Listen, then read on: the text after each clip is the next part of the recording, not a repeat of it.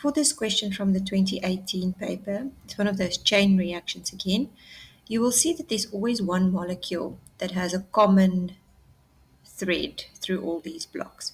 So if you count here, there's 1, 2, 3, 4, 5 carbons, 1, 2, 3, 4, 5 carbons, and yes, pentyl and ethanoate. So this pentyl is then probably the thing that goes from here because it's also that formed from there because we know that pent means 5, so there's also 5 carbons. So that's the first thing you must check for before you even look at the questions. Figure out what's going on. You can see here from W, reaction 1 to here, there's a Cl that was added. So it's probably going to be addition or substitution. You don't know yet. Then when you go from here to here, the chlorine that was there disappeared. If something disappears, it's always elimination. And because it's a chlorine that disappeared, it's going to be dehydrogenation, not hydrogenation, but there is a hydrogen as well. Dehalohydrogenation, because the halogen is being removed and the hydrogen is being removed, because you can never only remove one at a time. So that's already that. Then if we go from Y to Z, we don't know what's happening there. And also from Z back to Y, we don't know what's happening there. So Z is the one that we don't know about.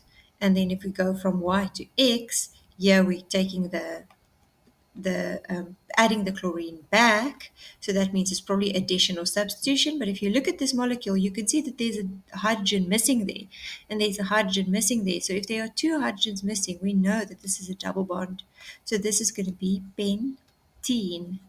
So always figure out quickly what you can from this, because then when you go to the questions, they become easier because you already know kind of what's going on. Sorry about that.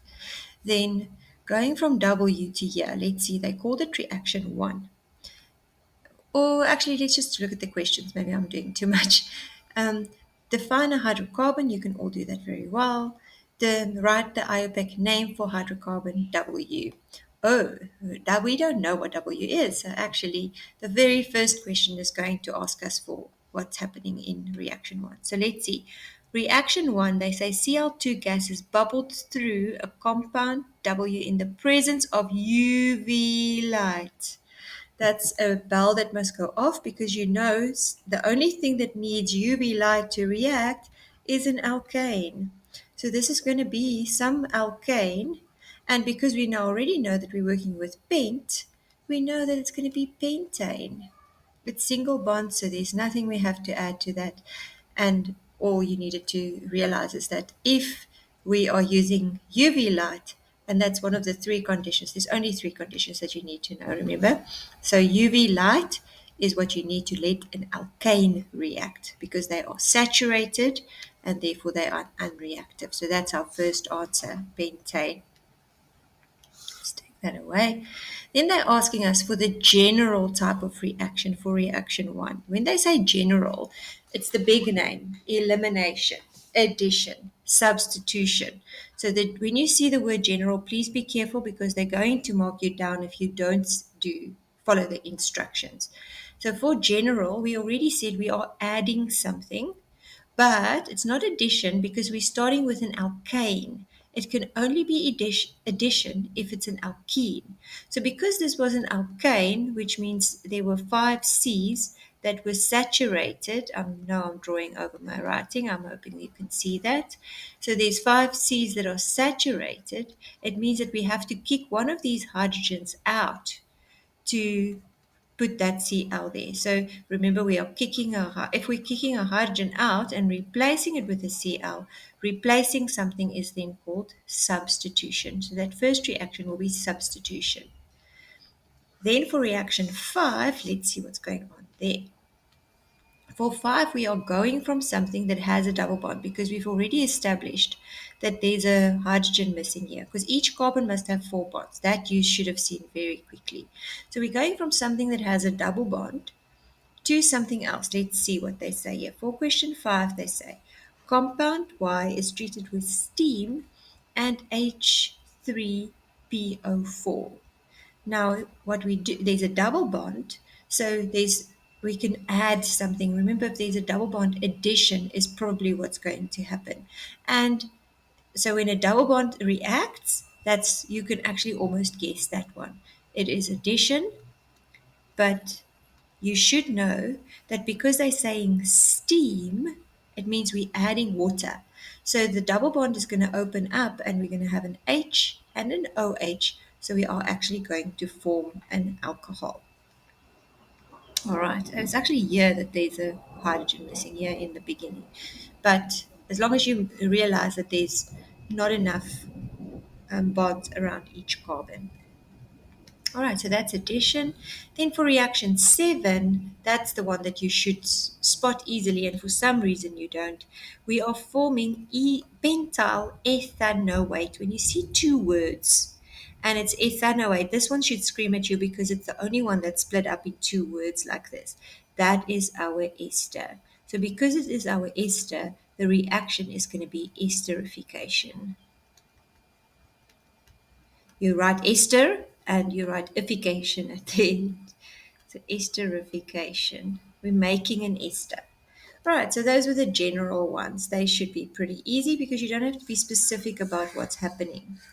Now, in the next one, they're asking us for the specific type of reaction. Oh, they're actually helping us because they say the specific type of addition reaction. So we're looking for an addition reaction for 3. And we actually already spoke through that one because we know we're adding something. We can see there was no C and there was no, obviously, if there's a double bond, we need to add 2 things and there's no double C added. So we added a C and we added an H to fill up that double bond. So it's going to be hydrohalogenation because we're adding a hydrogen and a halogen. So it's going to be hydrohalogenation. You have these answers, so I'm not going to write it all out. So that's hydrohalogenation for 10.4. Then for 10.5, the name for compound Y. So here we just have to name it. So we know there's 1, 2, 3, 4, 5. So it's bent. We know there is a double bond, and the double bond comes after the first carbon. So it's going to be pent 1 ene because we put the 1 in front of the ene because that shows the double bond.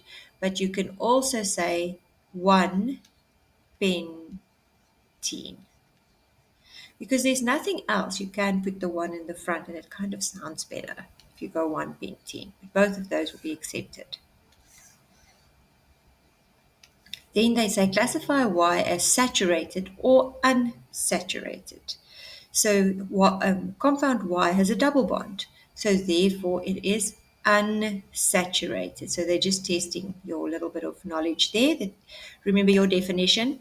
Unsaturated means there's at least one double or triple bond between the carbon atoms. And we have already established that that is true. So it's unsaturated. Then the next one, consider 5, 6, and 7 and write the IUPAC name of compound Z. We already know what it is because we already said if we're adding the water, it's going to be OH. But if you were not sure, let's see. They also say we must, 5 we've already considered. If we look at 6, 6 goes from something that has a chlorine to something to something new. Now, there's only 2 things that can happen to a haloalkane. Remember, they can form an alcohol, which is the case here. So they can form an alcohol, then it's not in an alcohol medium. So they didn't give us the reaction conditions, but we already know that it's an alcohol from reaction 5 because in reaction 5 we added something and that something was water.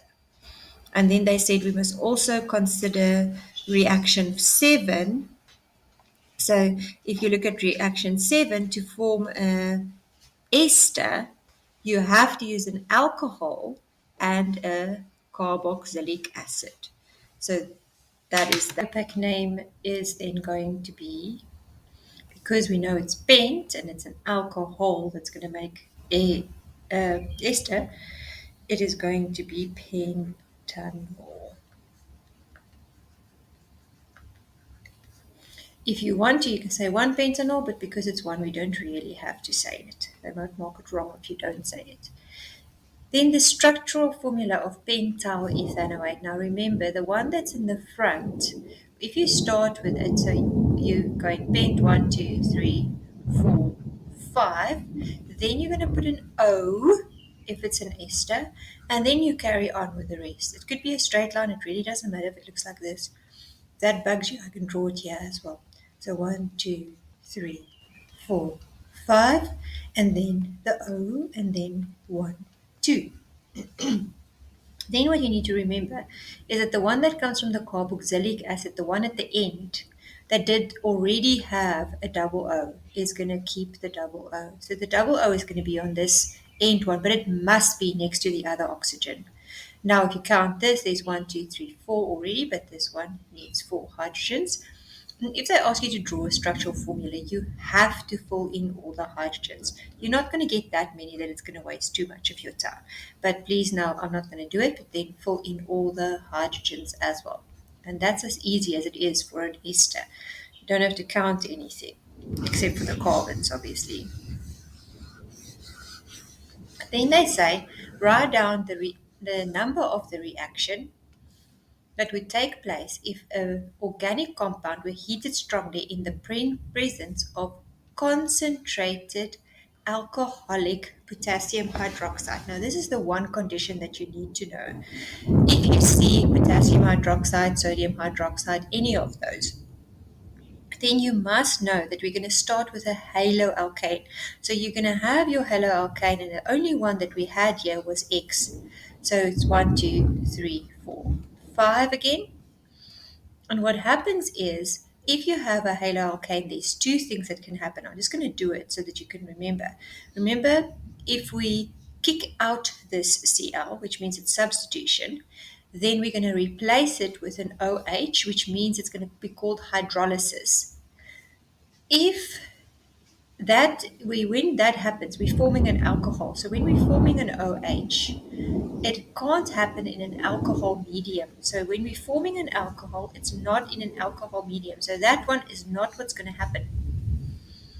So what is going to happen, the other thing that can happen with the Cl is that it can be eliminated totally, not just kicked out and replaced, but eliminated totally. So we're going to kick out the Cl and the hydrogen, and we're actually going to form a double bond. And remember, whenever you go from single bonds to double bonds, it's called elimination. And that is what is going to happen if you have concentrated alcoholic potassium hydroxide, because then you're not going to form an alcohol. You're actually going to eliminate the Cl and the H, and you're going to still have 5, and that is right according to our diagram as well, because it's 5. I'm not going to, might as well just draw it. And it's very ugly, I'm sorry, but yeah, you don't really need it. But so you can see here, it did give us pentene. So to go from there was only two things that could happen. It was either going to be hydrolysis, but if it was hydrolysis, please remember you cannot have it happen in an alcohol, then it will be dilute. So you'll have something that shows you that it happens in water. Then it will be hydrolysis and you'll form an OH, which works again because we know that this is our alcohol. If it happens in an alcohol medium, then it's always going to be elimination and you're going to form a double bond. And that's the end of that question.